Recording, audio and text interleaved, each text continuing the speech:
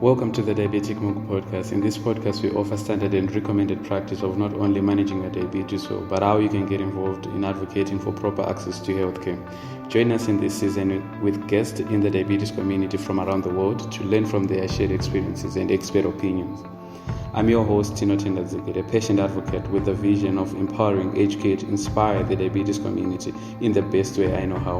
On this episode, we are having one of our great advocates and mentor for young leaders in diabetes with International Diabetes Federation.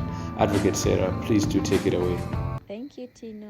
Well, my name is Biyinzika. I'm from Uganda, and I've been living with type 1 diabetes for almost 15 years now. Kindly describe how it is to live with diabetes in Uganda with regards to access to diabetes care. I am so humbled to be here. When it comes to access to diabetes care in Uganda, first of all, I'll start by saying some of us have been extremely fortunate to be part of a diabetes program by Novo Nordisk called Changing Diabetes in Children. We've been able to get free diabetes supplies and free doctor consultations on a weekly basis. However, that's not the case for every patient in Uganda. There's so many patients that don't even know about these programs, especially those in rural areas. Also, there are still patients that know about the program but can't afford transportation to the clinic to get the free insulin. There's also an issue of growing numbers of patients living with type 1 diabetes, which has forced some of the much older patients like myself to drop from the program in order to create room for the younger ones so that they can also have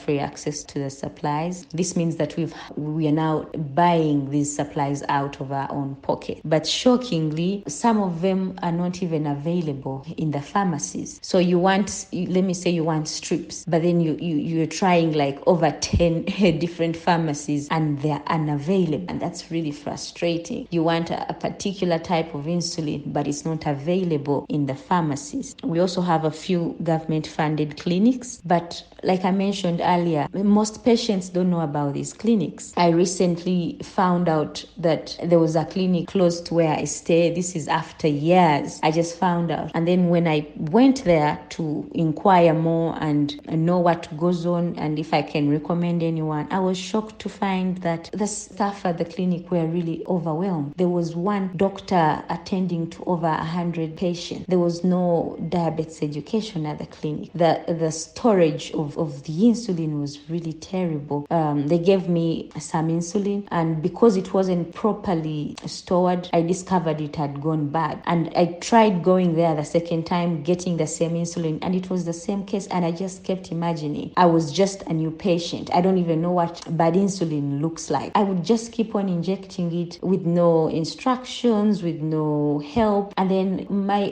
management wouldn't improve at all. Luckily, with diabetes education, we've been very fortunate over the years with the help of organizations like Africa Diabetes Alliance, whose main focus is diabetes education with emphasis on nutrition and peer support. They've been able to help patients like myself. For example, on the WhatsApp group we have, there's free access to all this information. We have book reading challenges, and these have been very, very helpful in equipping us with knowledge about diabetes and how we can manage better. And we're very lucky in that aspect. There's still a long way to go when it comes to proper access to diabetes care in Uganda. Diabetes supplies very expensive for a typical patient. There's also another issue of unavailability when it comes to these supplies in clinics and pharmacies. We're also limited by choice. There's limitation when it comes to insulin types, glucose test strips. So we still have a long way to go. What was the worst situation you have dealt with in your journey with diabetes? I have had a number of bad experiences, but the worst one was my first severe hypo. I had the usual hypos, but I had never experienced anything like that before. One thing, I was very, very fine. Next thing I know, I was lying in bed, confused. My mom was crying. She was on my bedside crying, and she was narrating to me that she was sleeping, and then she started hearing sounds from my room. And when she came to check my eyes, basically I was in a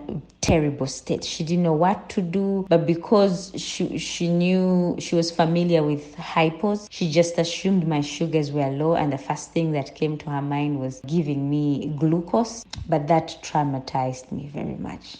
It traumatized me for a long time, and a time came and I was even scared to go to bed because I thought I was just going to die in my sleep. And that fear stayed with me for a long time. And then I had so many other severe hypos after that one. Some of them I was even in taxis going to university for my lectures. Some of them I had sleepovers at my friends. Hypos just traumatized me. Up to now, I'm scared of them. I try my best, something that can't quite shake off. Briefly describe your relationship with International Diabetes Federation as a young leader in diabetes and your accomplishments with your projects. First of all, I want to congratulate you and officially welcome you to the YLD program. It's such an amazing family, and you're going to have such a great time interacting with fellow diabetics, learning from their experiences, sharing knowledge. It's definitely something I wish on every young advocate. For those that don't know about Young Leaders in Diabetes, it's a program by International Diabetes Federation that aims at empowering young people living with diabetes to become advocates for themselves and others living with diabetes. Personally, I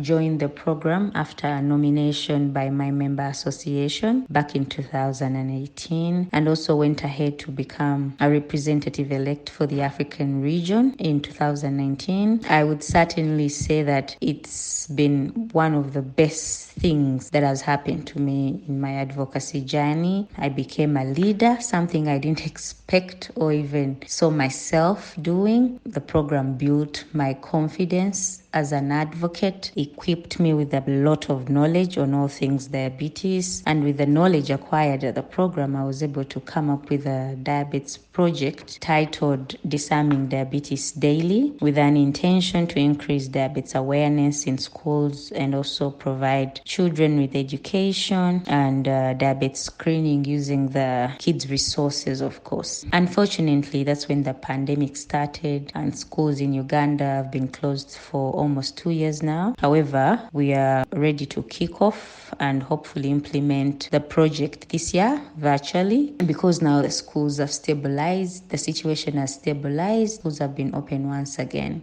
So basically, that's my relationship and involvement with IDF as an organization.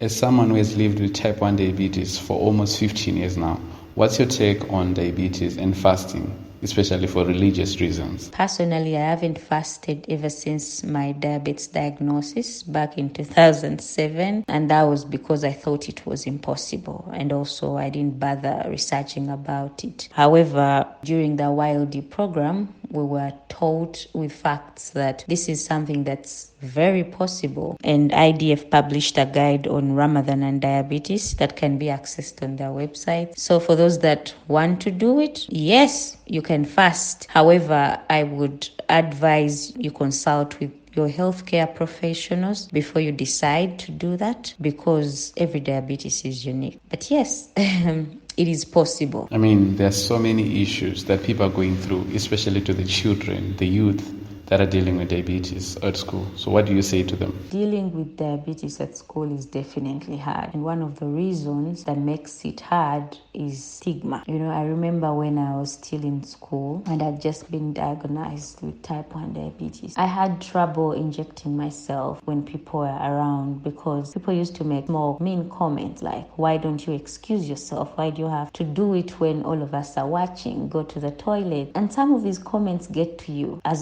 especially as a teenager. You want to fit in, you want to be a normal kid, and you have students calling you a sickler, a sick child. And sometimes I would deliberately miss my injections because I didn't want anyone to see me, or I didn't want to excuse myself, or I didn't want to be asked questions. And looking back, that was a very, very, very terrible decision. For the teenagers, for the children out there still in school living with any kind of diabetes, I just want to say your health is your number one priority. It should be your number one priority. Forget about what other students will say or other teachers or other school staff. You taking care of yourself should be number one. When you feel your sugars are too low, don't telling yourself, let me wait for the class to finish or let me wait for this. Do it there and then. If you need an injection, don't care about making anyone uncomfortable. If it's something you have to do, do it. It should be your priority. Taking care of yourself and managing your diabetes better